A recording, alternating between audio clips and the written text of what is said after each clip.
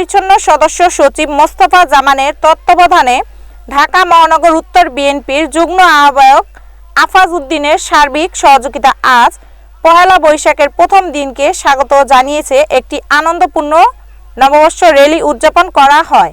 উক্ত অনুষ্ঠানে বক্তারা বলেন, আগামী দিনে হাজী মোস্তফা জামানের নেতৃত্বে আমার বিশেষ করে ঢাকা মহানগর উত্তর বিএনপির সংগ্রামী আহ্বায়ক অত্যন্ত পরিচ্ছন্ন রাজনীতিবিদ এবং রাজপথে যার বলিষ্ঠ ভূমিকা রয়েছে সাবেক দুইবারের সফল সাধারণ সম্পাদক বর্তমানে আহ্বায়ক আমিনুল হক সাহেব এবং সদস্য সচিব এই ঢাকা 18 আসনের কৃতি সন্তান অত্যন্ত স্বচ্ছ ব্যক্তি এবং সজ্জন ব্যক্তি হাজী মোস্তফা জামান সাহেবের নেতৃত্বে আমরা ঢাকা মহানগর সমগ্র উত্তরেই একটি সুন্দর সংগঠন ওনারা গড়ে তুলবেন।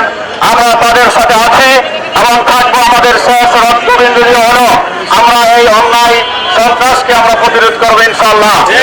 ঢাকা মহানগর উত্তর বিএনপির অন্তর্গত উত্তরা পশ্চিম থানা কর্তৃক আয়োজিত আমাদের ভারপ্রাপ্ত চেয়ারম্যান বিএনপি তারেক রহমানের নির্দেশে আয়োজিত আজকের এই পহেলা বৈশাখের র্যালিতে উপস্থিত আছেন ঢাকা মহানগর উত্তরের সংগ্রামী যুগ্ম আহ্বায়ক জনাব আফাজ উদ্দিন আফাজ। উপস্থিত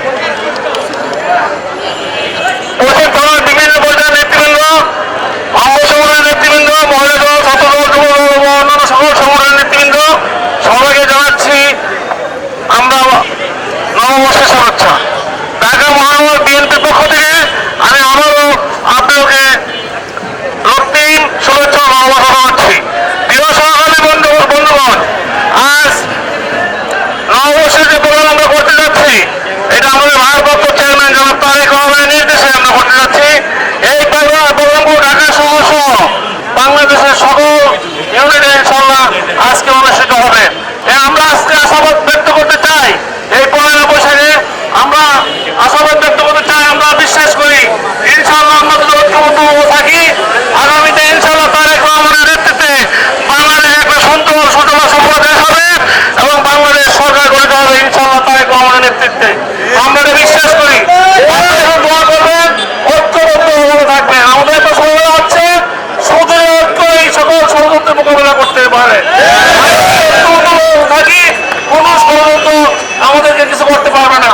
স্বৈরাচারী শেখ হাসিনাকে আমরা বিদায় করেছি, আমরা কেন করতে পারি? আমরা ঐক্যবদ্ধ থাকার কারণে। আমরা ঐক্যবদ্ধ থাকবো ইনশাআল্লাহ, কোন ষড়যন্ত্রে আমাদেরকে আঘাত করতে পারবে না। ইতিমধ্যে আপনারা শুনেছেন চাঁদাবাজির বিষয়ে কথা বলা হয়েছে, কিশোর গ্যাংদের কথা বলা হয়েছে। আমরা যদি ঐক্যবদ্ধ থাকি এই ঢাকা 18 আসনে কোনো চাঁদাবাজির স্থান হবে না, কোনো কিশোর গ্যাং থাকতে পারবে না, আমরা বিশ্বাস করি। সবাই বন্ধুগণ, আমাদের কোনো নেতা কর্মীরা যদি কোনো চাঁদাবাজকে কোনো কিশোর গ্যাংদেরকে পক্ষ দেয় আমরা কোনো হস্তে তা দমন করবো ইনশাআল্লাহ।